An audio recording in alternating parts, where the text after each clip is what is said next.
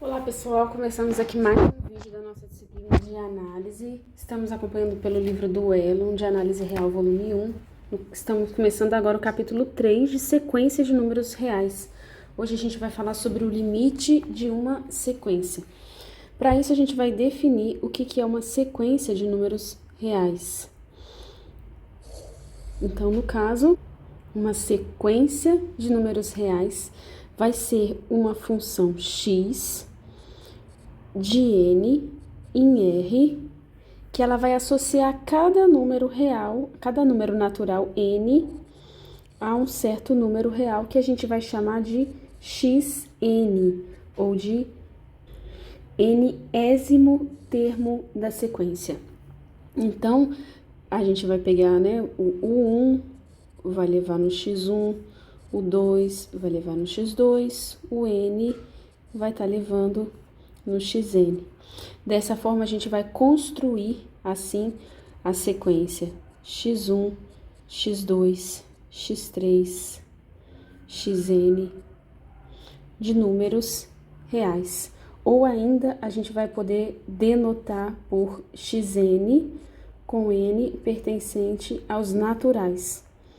E observa que a gente vai denotar, né, vai utilizar o parênteses aqui para denotar a sequência, ok? Então, o parêntese ele vai diferenciar de quando a gente está falando sobre o conjunto dos termos da sequência. Então, essa notação de cima ela é diferente de x1, x2, x3, xn.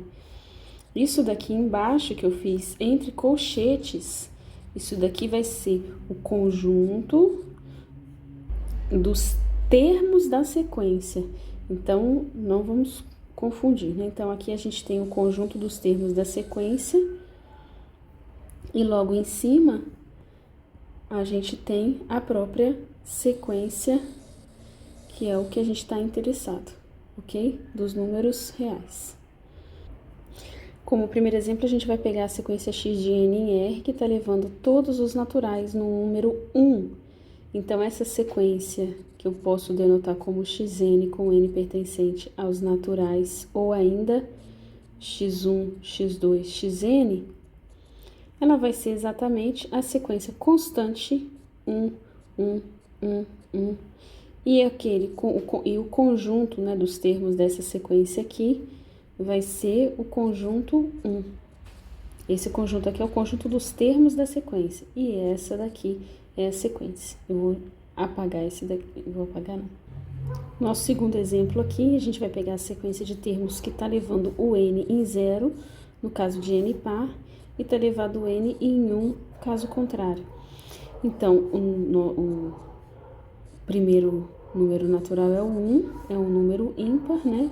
Então, a gente vai levar ele no 1. O segundo número natural é o 2. Então, x2 vai ser 0. x3 da nossa sequência é um número ímpar, então vai ser 1. x4, 4 é par, vai ser 0. Então, vai levar na sequência 1, 0, 1, 0, 1, 0. E essa daqui vai ser a sequência xn com n natural, ok? O conjunto dos termos dessa sequência aqui é o conjunto 1, 0 ou 0, 1, tá bom? A gente agora vai falar de limite superior e limite inferior de sequência. Então, uma sequência xn se diz limitada superiormente quando existe um certo c que limita todos os termos dessa sequência. Respectivamente, né, ela vai ser, né, limitada inferiormente se existir um certo c que limita todos os termos dessa sequência inferiormente. O que é limitar superiormente ou inferiormente? É ele ser maior ou igual do que todos os xn's da sequência. Então, disse que a sequência é limitada, simplesmente limitada, se ela for limitada tanto superiormente quanto inferiormente. Isto equivale a dizer que existe um certo k, tal que xn em módulo é menor ou igual do que esse k para todo o n natural. Então, pode ser que pode ser que esse C aqui a gente vai pegar o maior dos dois, né? O maior dos limites em módulo, ou superior ou inferior, e vai tomar esse maior dos limites em módulo como sendo o K, quando a gente for dizer, né, para provar que a sequência ela é limitada. Como primeiro exemplo, a gente tem aqui essa sequência x, que está levando cada n em a elevado a n. Então, a minha sequência fica como? Leva o 1 no a elevado a 1, a elevado a 2, a elevado a 3. Eu preciso muito saber, aqui no caso, ter uma ideia do valor desse a. Por quê? Se o meu a for menor do que 1, a minha sequência vai se comportar de um jeito. Se ela for maior do que 1, essa sequência vai se comportar de outro jeito. Então, primeiro a gente vai supor que o nosso a seja maior do que 1. Então, se a for maior do que 1, o que vai acontecer? Sempre que eu elevar esse número, se ele for igual a 1, né, essa sequência vai ser constante igual a 1, que a gente já falou sobre ela. Então, ela vai ser tanto limitada inferiormente como superiormente. Se ele for maior do que 1, essa sequência aqui, ela vai sempre crescer. Sempre que eu elevar um número maior do que 1 ao quadrado, a potências naturais, né, ao cubo, a quarta, a n, então eu vou obter números cada vez maiores e eu não vou conseguir limitar essa sequência superiormente. Então, se a é maior que 1, então a minha sequência xn, posso denotar simplesmente assim, porque no contexto vocês já sabem que essa sequência é para n pertencente aos naturais, ok? Xn não é limitada superiormente, mas em contrapartida essa sequência aqui ela vai ser limitada inferiormente, mais xn, mas veja aqui, para todo n pertencente aos naturais, né, o meu a1 vai ser igual a próprio a, então a é menor ou igual do que xn para todo n. Então, qualquer epsilon que eu pegar maior do que 0, eu vou ter que a, se eu pegar, né, um certo k igual a menos epsilon, então esse cara aqui é menor do que xn para todo n pertencente aos naturais, nos dando que a minha sequência ela é o quê? Limitada inferiormente. Tá bem? Por outro lado, o comportamento dessa sequência aqui, né, se o meu a for menor do que 1, então, todos os termos dessa sequência, a elevado a n, vai estar sempre maior do que 0, porque se o a estiver entre 0 e 1, ok? Vou colocar o a entre 0 e 1. Todos os termos da minha sequência também vão estar entre 0 e 1. Então, ela vai ser limitada tanto superiormente quanto inferiormente. Aqui nesses dois casos, eu mostrei sempre, né, quando a sequência é limitada. Então, aqui eu mostrei a limitação da sequência, aqui eu mostrei a limitação da sequência. Mas é nesse caso aqui, né, de cima, que a minha sequência não é limitada. Como que é negar a limitação da sequência? Nesse caso aqui, a gente vai precisar de fazer alguma manipulação algébrica para chegar, né, mostrar que não existe nenhum C tal que esse C limite os termos da nossa sequência quando A for maior do que 1. Então, eu estou afirmando aqui, né, afirmação, se A maior do que 1, então, esta sequência aqui, né, dada por A1, A2, A elevado a N, não é limitada superiormente. Primeira coisa, se o A ele é maior do que 1, tá? Então, como o A é maior do que 1, vai existir um certo número D, delta não, vai existir um certo D em R, né? Tal que eu possa escrever o A como sendo 1 mais D, tá bem? Então, olhando aqui para a reta, eu tenho aqui o 1. Eu tenho aqui o A maior do que 1. O meu D é exatamente a distância de A até 1, ok? A menos 1 igual ao D. E observe, né, que distância é sempre um número maior do que 0. O A ele vai estar à direita do 1, por causa dessa desigualdade. Agora, a desigualdade de Bernoulli, ela diz o quê? Ela diz que para todo n pertencente aos naturais, a gente tem que A elevado a n é maior ou igual do que 1 mais n vezes D, tá? Essa desigualdade de Bernoulli, que ela está no capítulo anterior. Agora, observe o que essa desigualdade diz pra gente. Essa desigualdade aqui está dizendo pra gente o quê? Que A elevado a N é sempre maior do que esse número aqui. Então, veja bem, para todo C que eu tomo nos reais, vai existir um certo N e um certo D. Eu posso pegar um certo N e um certo D, não. Vai existir um certo N, o D, ele tá fixado, tá? É esse cara aqui que é o meu D. Vai existir esse N aqui, tal que eu multiplique, tal que 1 mais N vezes D seja maior do que o C, ok? Eu posso pegar o natural mais próximo de C aqui e multiplicar por... Não necessariamente mais próximo de C, porque esse D pode ser muito pequenininho. Mas, como eu posso pegar aqui, quer ver, um N, vamos isolar o N nessa desigualdade aqui, né? Existe um natural. Qual que é o natural que existe? Vou fazer N vezes D maior do que C menos 1. É só eu escolher N maior do que C menos 1 sobre D. Como o número natural é infinito, esse N aqui sempre vai existir, ou seja, vai sempre existir um N que faça esse número aqui ficar maior do que C. Se esse número aqui é maior do que C, então o meu A elevado a esse N aqui que eu encontrei, ele é maior ou igual do que 1 mais ND pela desigualdade de Bernoulli, que é maior, por sua vez, do que esse C. Ou seja, o que aconteceu aqui?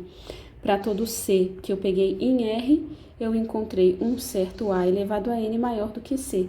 Isso me mostra o quê? Isso me mostra que a minha sequência, de fato, xn, desse exemplo, não é limitada superiormente, ok? Superiormente. Agora a gente vai falar de subsequência de x, né?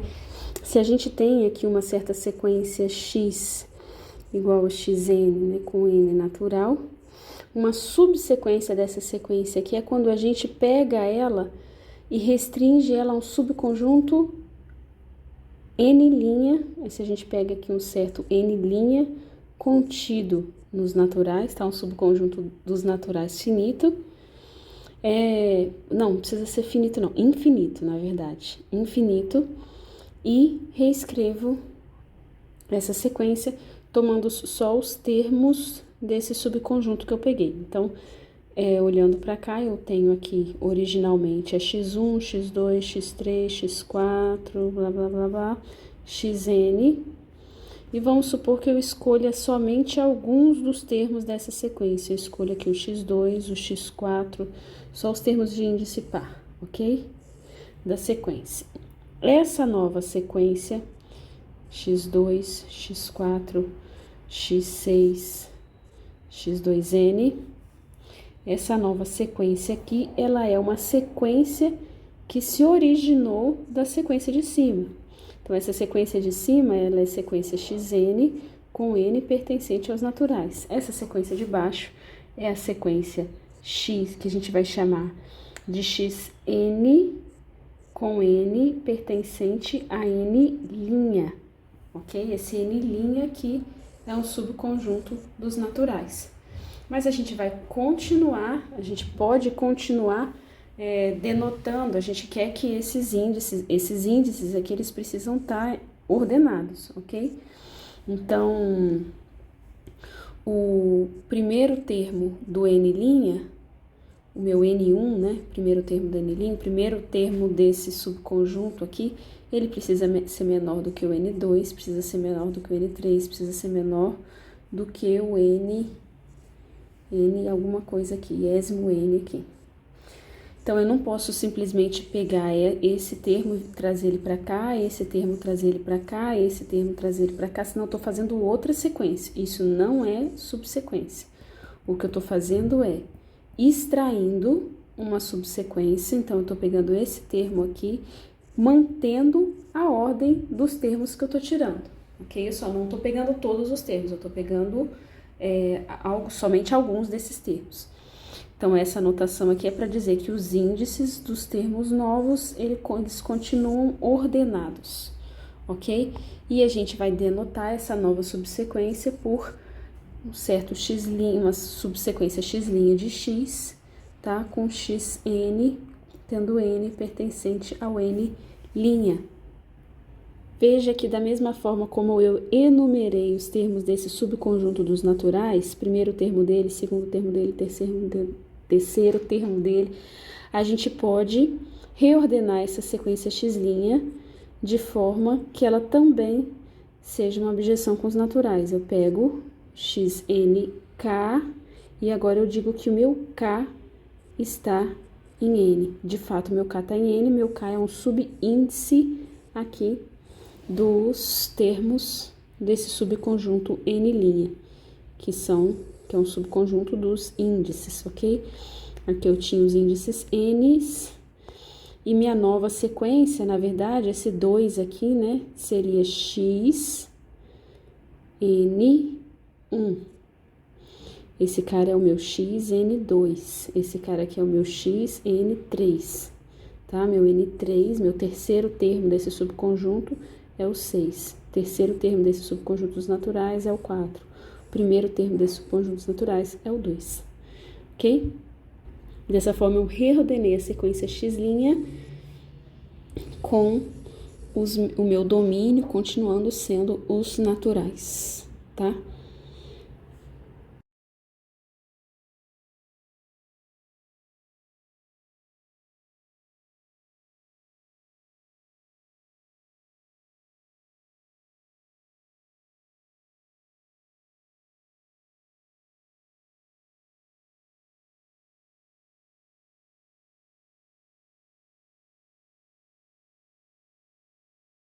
Um outro exemplo aqui, eu vou tomar a sequência com A menor do que menos 1, aquela mesma sequência que a gente tomou anteriormente, A elevado a N, com N pertencente aos naturais, vou tomar ela da seguinte forma.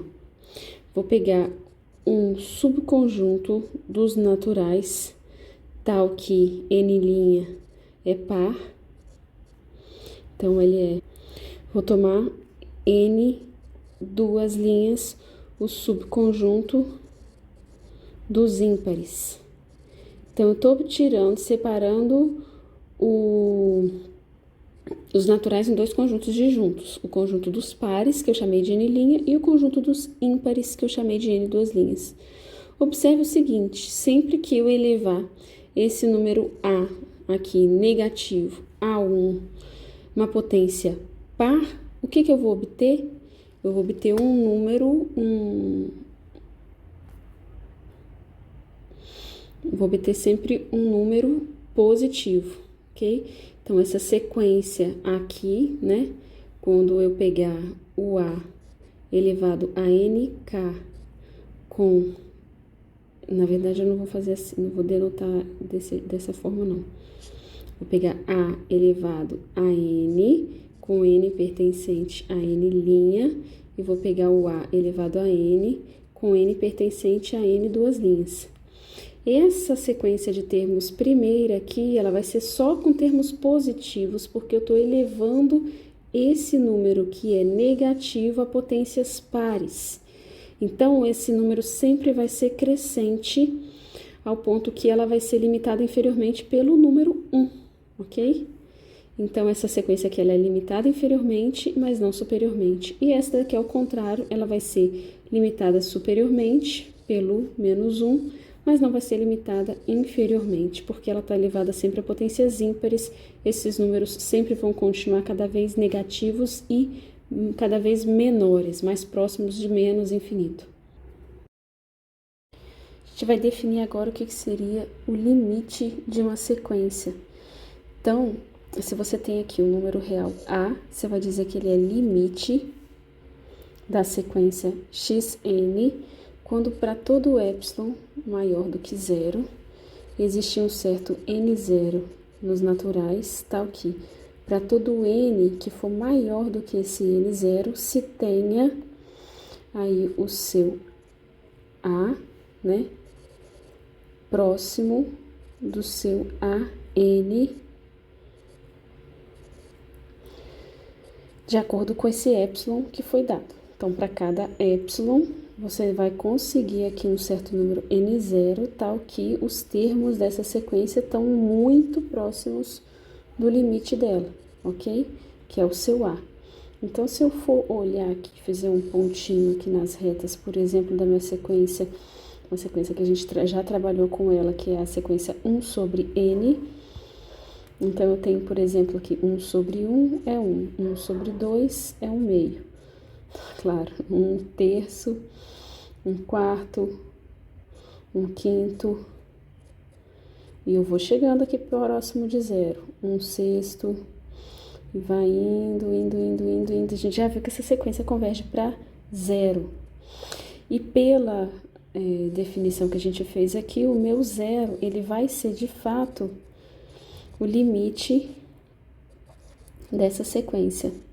Então, da sequência 1 sobre n, com n pertencente aos naturais. Fazendo pela definição, então, olha, para todo epsilon maior do que 0, vou colocar de vermelhinho aqui, olha, qualquer epsilon que eu tomar, se eu tomar o epsilon aqui, eu vou encontrar o n0, eu tenho que exibir o n0 e mostrar que todo termo maior sempre, todo termo 1 sobre n para n maior do que n0, eu vou estar aqui dentro desse intervalo menos epsilon mais epsilon, ok? Então, como que eu vou fazer? Primeira coisa, né, meu epsilon tá aqui, e eu quero ver quais termos dessa sequência são menores do que epsilon, ou seja, eu quero ver quais termos 1 sobre n menos o meu candidato ao limite da sequência. Quem que é esse candidato ao limite da sequência? É o próprio 0, ok? Então, o módulo dele precisa ser menor do que epsilon. Basta eu tomar, então, o n maior do que 1 sobre epsilon. Se o epsilon é um número real, a gente já viu que existe um natural, tal que isso aqui acontece. Então, eu pego qualquer n0 maior do que 1 sobre epsilon, e eu vou ter aqui para todo n maior do que n0, esse n vai ser também maior do que 1 sobre epsilon, então ele vai ser tal que, deixa eu escrever aqui do ladinho de cá, ele vai ser tal que epsilon é maior do que 1 sobre n, que no caso é igual ao módulo de 1 sobre n menos 0. Um módulo.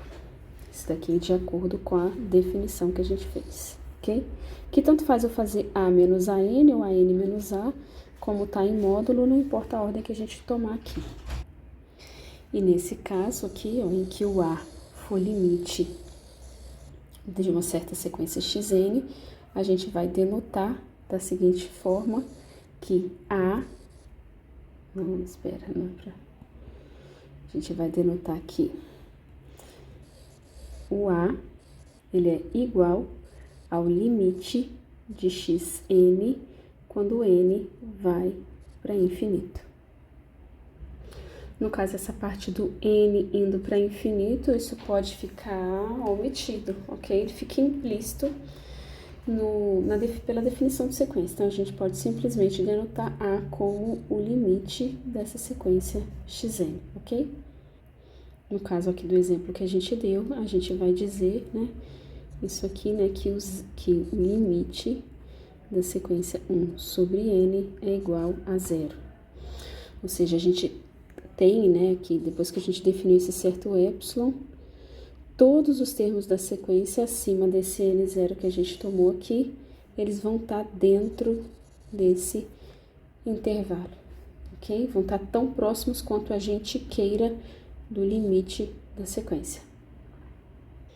Resumindo, a gente vai dizer que A é limite de uma sequência xn se somente se para todo epsilon maior que 0 existir um n0 pertencente aos naturais, tal que n maior do que n0 implica que xn menos A é menor do que epsilon. Só olhando aqui em cima eu coloquei a n, hein, pessoal? Ó, xn aqui, ok? Xn. É igual eu fiz aqui, ó, eu usei os termos da sequência, ok? Então, a gente tem se e só se, essa definição aqui de limite de uma sequência. E a gente vai dizer assim, que uma sequência que possui limite, tá? Então, ela vai ser uma sequência convergente. Caso ao contrário, se a sequência não possui limite, a gente vai dizer que essa sequência é divergente. Vamos apresentar agora o primeiro teorema. Ele fala da unicidade do limite. Então, uma sequência não pode conter dois limites distintos. Nesse caso aqui, para a gente fazer a demonstração, a gente vai pegar a sequência xn, então seja uma sequência xn, tal que o limite dessa sequência xn seja A. Então, qualquer B que você tomar diferente de A, a gente vai mostrar que esse B não é limite dessa sequência xn. Então, a gente vai mostrar que o limite de xn é diferente de B, ok? Como que a gente vai fazer isso? Olhando aqui para a reta, se o A é limite da sequência, qualquer epsilon que a gente pegar, a gente vai ter que A mais epsilon e A menos epsilon, vai ser tal que uma infinidade de termos dessa sequência aqui, né, a partir de n maior do que um certo n0, a gente sabe que pela definição vai existir esse n0 aqui, todos os termos da sequência vão estar nesse intervalinho aqui, ok? Todos os termos. Então, o que a gente vai fazer?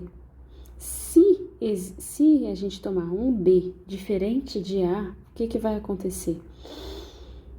A gente tem aqui o A, se o B é diferente de A, então B menos A em módulo é igual a uma distância positiva. O que a gente vai fazer? A gente vai tomar epsilon igual a D sobre 2. Então, a gente vai tomar o epsilon aqui na metade do caminho, ok? Então, aqui vai estar o meu epsilon igual a D sobre 2. Então, esse ponto aqui vai ser o A mais epsilon, esse ponto aqui vai ser o A menos epsilon. A partir de um certo n0, tá? Para todo n maior do que n0, a gente vai ter que os termos da sequência vão estar aqui dentro, tá? Logo, a gente não vai ter que o B é limite dessa sequência, ok? Isso daqui é só uma ideia, uma demonstração, a gente precisa escrever isso para formalizar. Formalização dessa ideia tá aqui, né? Se limite de xn é igual a A, para qualquer B diferente de A, a gente pode tomar um certo epsilon maior que zero, de modo que esses dois intervalos aqui sejam disjuntos, que foi exatamente o que a gente fez. A gente tomou epsilon igual a distância deles sobre 2. Então, o que isso gerou pra gente, né? Se tava ali, né, o A e o B, vou fazer de novo aqui.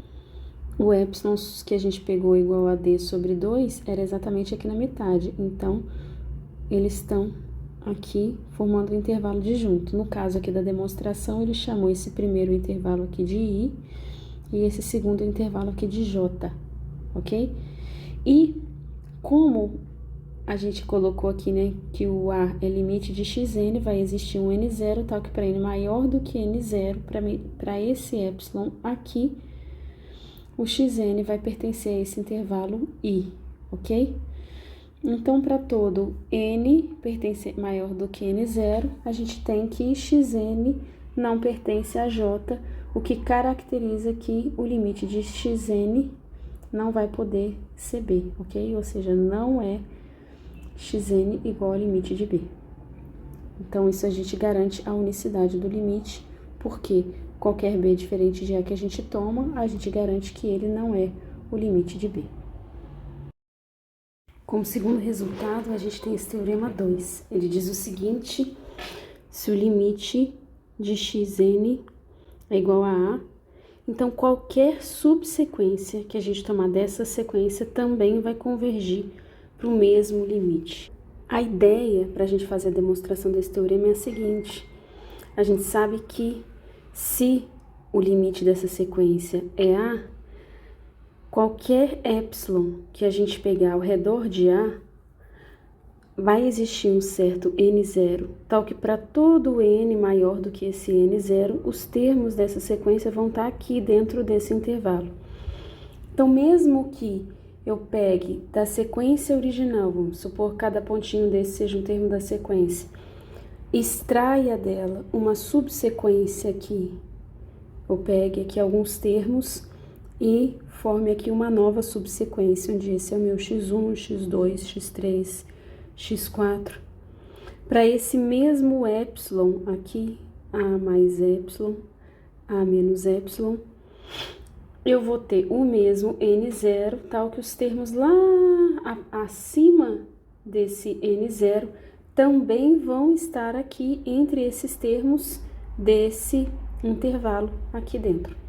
Como isso é válido para todo epsilon, necessariamente, se eu pegar o epsilon menor, a mesma coisa vai acontecer. Se eu pegar o epsilon menor, ainda a mesma coisa vai acontecer. Ou seja, também para a subsequência, eu vou ter essa mesma convergência para A.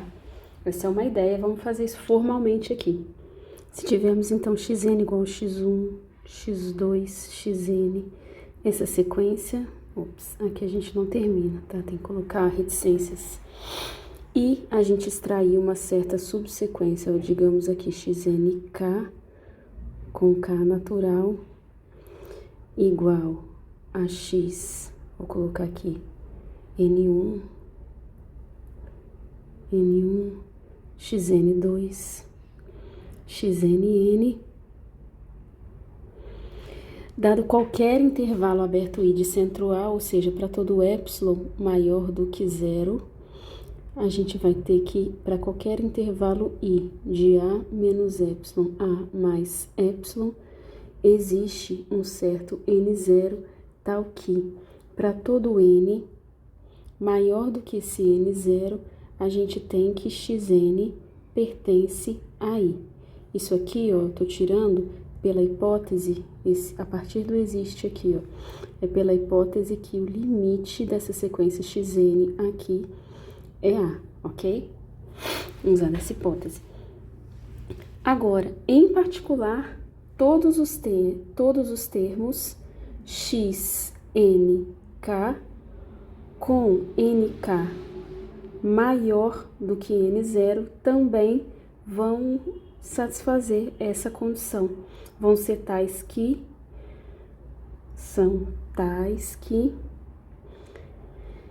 o x, n, k vão pertencer a esse intervalo I, o que caracteriza a convergência da sequência x, n, k. Para todo epsilon, para esse intervalo I, existe um nk maior do que n0, tal que xnk pertence ao intervalo. Concluímos assim a demonstração, ou seja, que limite de xnk, ou seja, da subsequência, também é A. Um outro resultado que nós temos é esse resultado que toda sequência convergente é limitada, tá? A ideia para demonstrar esse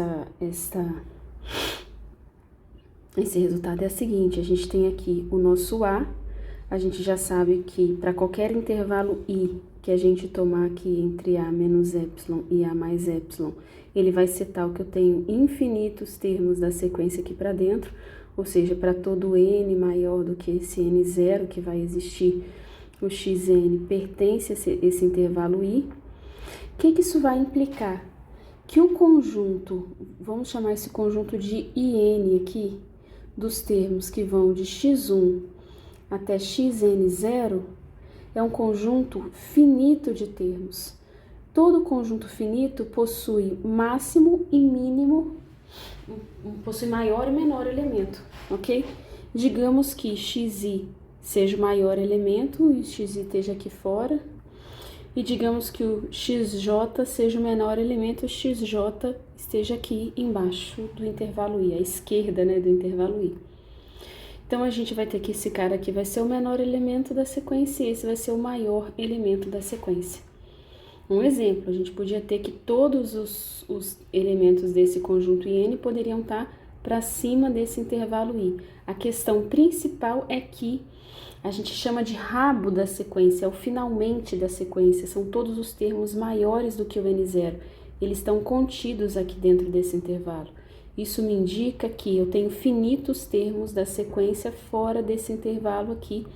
E para esses termos finitos, a gente consegue medir o menor e o maior, onde a gente consegue um limitante para essa sequência xn. Agora, fazendo a demonstração formal, a gente diz o seguinte, tá? Se a gente tem que a sequência é tal que o limite de xn é a gente pode tomar, então, para todo epsilon maior que zero, existe um n0, tal que todas aquelas consequências de convergência de sequência acontecem. Em particular, se a gente tomar, por exemplo, epsilon igual a 1, também vai acontecer. Vai existir um certo n0 pertencente aos naturais, tal que para todo n maior do que n0, a gente vai ter que o xn vai pertencer ao intervalo a-1, a mais 1. Agora, a gente pega o conjunto de termos, que é exatamente o conjunto que eu vim mostrar aqui, né? A gente vai pegar o conjunto com todos esses termos aqui, até o conjunto antes do n, né? Porque acima do n eu sei que eles estão dentro desse intervalo i. xn, xn mais 1, xn mais 2, xn mais n, todos eles, daí para infinito. Mas abaixo do n0 eu não sei onde que eles estão. Se todos estiverem à esquerda do intervalo, ou seja, não tiver esse xj aqui de baixo, o menor termo dessa sequência vai ser esse a menos epsilon. A sequência vai estar limitada inferiormente por a menos epsilon. Então, a esse conjunto aqui, eu vou incluir tanto o a menos epsilon quanto o a mais epsilon, que são os extremos do intervalo. Como nesse caso aqui a gente usou epsilon igual a 1, a gente podia, aqui, né? A gente usou epsilon igual a 1, a gente podia continuar usando o epsilon mesmo, só uma questão de notação. A gente vai chamar, né, considerar esse conjunto aqui. Conjunto que vão dos termos de x1 até xn0, que eu não sei onde eles estão lá na reta real, tá? E a gente vai considerar o a mais 1 e o a menos 1, ou seja, eu tô pegando o intervalo i, não, que é o meu conjunto i de termos, o intervalo vai ser outra coisa. Esse aqui é o intervalo i, a menos 1, a mais 1, a partir, né, de n0, o resto da sequência daqui para frente tá tudo aqui dentro desse intervalo, eu só não sei onde estão o x1, x2, x3 até o xn0. Mas o que eu sei é que esse conjunto I aqui que eu tomei, ele é um conjunto finito, ou seja, ele possui maior e menor elemento. Eu vou chamar de B, o menor elemento de I, B é igual menor elemento de I, eu posso pegar ele como sendo o ínfimo, tá? Não precisa, porque como é um conjunto finito, ele possui menor elemento, tá? Eu vou chamar de C, o maior elemento de I. Então, se eu espalho aqui na reta real, por exemplo, vamos supor que todos esses termos até o xn0, eles estejam aqui à esquerda do intervalo, esteja aqui o x1 até o xn0. Nessa configuração que eu desenhei aqui, o x1 é o menor elemento e o a mais 1 é o maior elemento, ok? Mas a gente pode ter infinitas aqui, não, né? Pode ter inúmeras configurações aqui para a posição desse resto desses termos aqui. Pode ser o xi, qualquer xi pode ser assumir aqui o b ou o c. O que importa para nós é que a sequência xn, dessa forma, ela vai ser limitada pelo menor elemento b e o maior elemento c do conjunto I. Só que aqui eu vou ter que colocar menor ou igual, porque esse b aqui, ele é um termo do conjunto I e o C também, mas isso não importa. Qualquer termo dessa sequência, a gente não vai denotar aqui a sequência inteira assim não, né? Eu vou dizer que é melhor eu denotar assim, né? xn, porque eu não tenho uma relação de ordem para a sequência inteira, ok? Então, isso aqui não vou denotar assim não, eu vou dizer que xn pertence ao intervalo fechado em B e fechado em C, ou seja, xn é uma sequência limitada. Ok? Como exemplo, a gente tem aqui a sequência x, que está entre os naturais em R, que leva o n em 1 mais menos 1 elevado a n mais 1. Que sequência que é essa? Se n for igual a 1, ela está indo em 1 mais menos 1 elevado a 1 mais 1, que é 1 mais menos 1 elevado a 1 mais 1, 2. Então, 1 mais 1 elevado ao quadrado, 1 menos 1, que é 0. Ok? O 2 vai levar o 2 em 1 mais menos 1 elevado a 2 mais 1, 3. Menos 1 elevado a 3. Ah, gente, desculpa, aqui tá errado, né? Menos 1 ao quadrado, mais 1, no caso aqui, 2. Aqui, que sim, que vai ser 1 menos 1, 0. O 3 vai em 1 mais menos 1 elevado a 3 mais 1, que é 4. Menos 1 elevado a uma potência par dá positivo, então fica 1 mais 1, que é 2. E isso vai acontecendo, cada número par vai ser levado aqui, ó, em 4 mais 1, 5, então fica uma potência ímpar, o número permanece negativo e vai dar 0. Então, ele tá levando todos os pares no 0 e vai levar todos os ímpares no 2, ok? Essa sequência aqui, ela é limitada, tá? Porque todos os termos dela aqui na reta você pode escrever são 0 ou 2. Então, ela é limitada aqui. Mas ela não é convergente.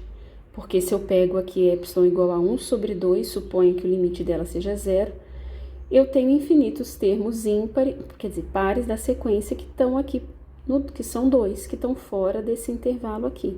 Então, a sequência não é limitada.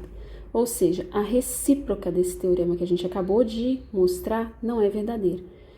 O que quer dizer que a recíproca não é verdadeira? Eu estou dizendo que se a sequência é convergente, então ela é limitada. Mas será que se ela for limitada, então ela é convergente? Não, tá? Não é assim que funciona. Mas a gente tem algum resultado para sequências limitadas, que não é cair direto na convergência dela não, tá? Não é que a sequência, ela não consigo garantir que ela seja convergente, mas observa que a gente extrair uma subsequência aqui dessa sequência x, pegar só os naturais ímpares, por exemplo, aí sim essa sequência vai ser a sequência constante igual a, os ímpares estão indo no 2, né? Sequência constante igual a 2. Tá? Então, eu não consigo garantir que a minha sequência seja convergente, mas eu consegui garantir, eu consegui extrair uma subsequência convergente. Será que eu consigo isso sempre? Então, a gente vai caminhar para tentar ver se isso é válido. Antes disso, temos mais um exemplo, que a gente está pegando aqui uma sequência que está indo dos naturais em R, ela leva o n no n, ou seja, leva o 1 em 1, o 2 no 2, é a sequência sequência dos números naturais. É uma sequência que não é limitada e nem é convergente, ok? Ela só é limitada inferiormente. Mas observe o seguinte, a partir do momento que eu já vi que a minha sequência não é limitada, eu não tenho nem chance de conseguir a convergência da sequência. Por quê? Porque a recíproca, uma frase equivalente a esse teorema, é quando a gente faz a recíproca negativa, né? O que é a recíproca negativa? Aqui, ó. Se ela é convergente, então ela é limitada. Se ela não for limitada, necessariamente ela não é convergente. Isso aí a gente consegue. O não limitada é não convergente, tá? Que é exatamente o que aconteceu aqui, não limitada e não convergente, ok? E com esse exemplo a gente encerra esse vídeo, deixamos para o próximo vídeo uma parte final dessa sessão que define sequência monótona e chega até o teorema de Bolzano-Weierstrass, que fala que toda sequência limitada possui subsequência convergente. Então, esses são os nossos próximos objetivos no próximo vídeo. Então, ficamos por aqui. Abraço, pessoal. Fiquem com Deus.